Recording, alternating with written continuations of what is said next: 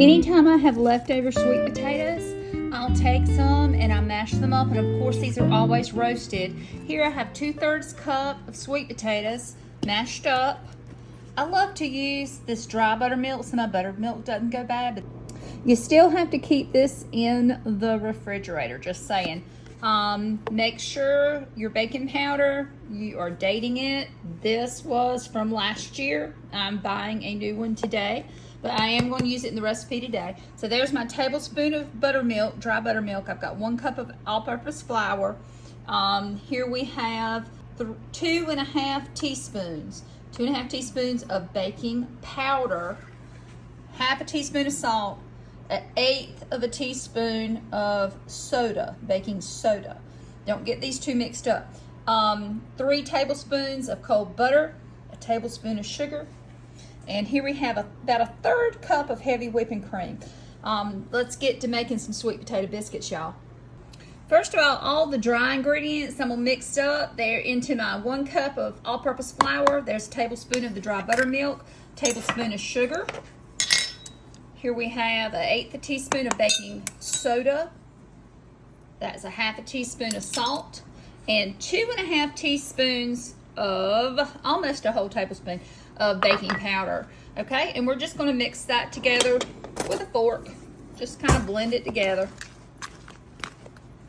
This just kind of pre-mixes your dry ingredients.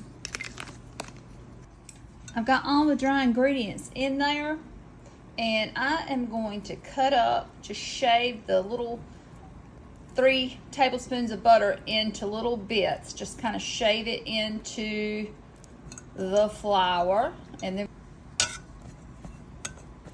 okay, we're going to blend it until that butter is in there. And sometimes if it gets up there like that, you got to use the knife to get it out until it, and what you want to do, you're encapsulating the butter molecules with the flour, and as that melts in a really hot oven, it creates steam and it makes it rise along with the baking powder as well. Now if you're using self-rising flour, you don't have to use baking powder.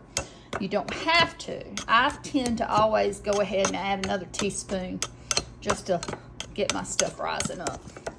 But you mix it all up. See where it stops sticking? That's what you want.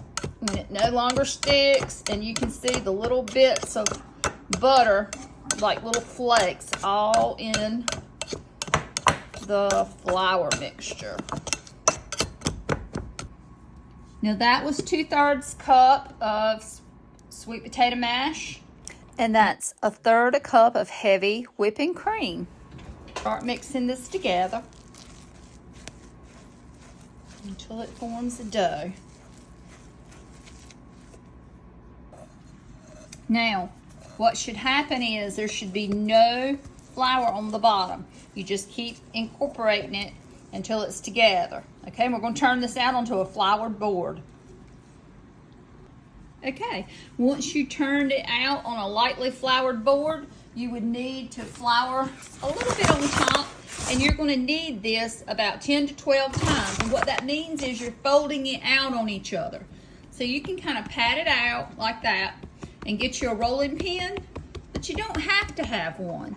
All right, you roll it or pat it that way, then pat it towards itself in the middle, pat it down, and what you're doing is creating layers, and you're working this dough. Okay, if it gets sticky like that a little bit, you can use your scraper to scrape it on up, turn it over, add some more flour to it. It's that easy. There's nothing hard about this, okay? And so that is one knead. Then we're going to do it again. There's 1, 2, 3, and 4.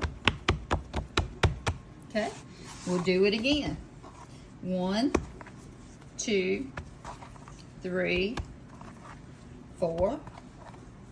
Put that flour back down there.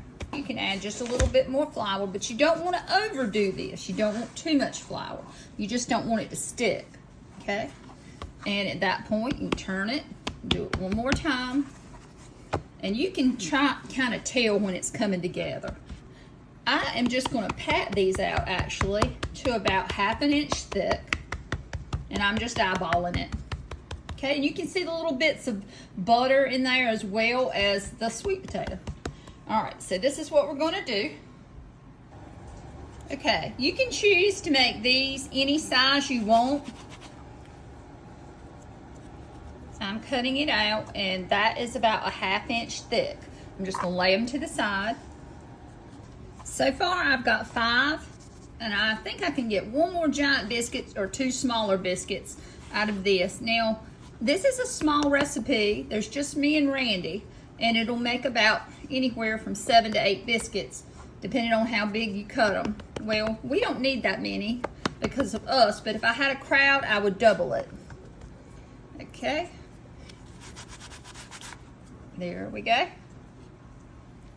So that makes 6.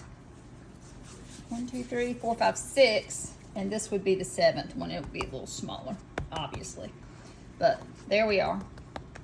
Now I've got a new cast iron pan, and I'm folding the parchment paper and lifting the biscuits up and putting them in this cast iron pan that's I preheated. I've got the oven at 425. We're going to bake these, probably look at them in about 8 to 9 minutes. I've just taken them out of the oven. I'm brushing them with butter. Now, I don't add cinnamon, just in case somebody doesn't care for cinnamon, and a few people are allergic to cinnamon.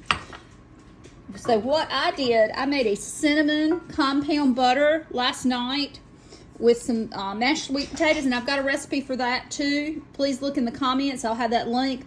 I've had it in the refrigerator, so it's hardened back up. But we're going to add some of this probably to that littlest biscuit, and I'll tell y'all about it in a minute.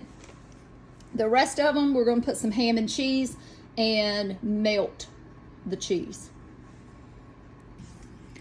Look how beautiful the texture is on the inside. We're going to put a little bit of ham. This is Black Forest ham. If I had it, I would use country ham. But my husband loves this Black Forest ham. And we're going to add some cheese to it and let it melt. Sweet potato cinnamon butter on top of the sweet potato biscuit. And y'all just need to smell this and taste this. Oh my gosh. It is so amazing. Ain't nothing wrong with that ham and cheese either, y'all. These are delicious biscuits. And I just wish that you could taste them. Y'all got to make them. You gotta make them. Y'all get to roasting you some sweet potatoes. I took some to Marty. He said it was the best biscuit he ever had. It's good, y'all.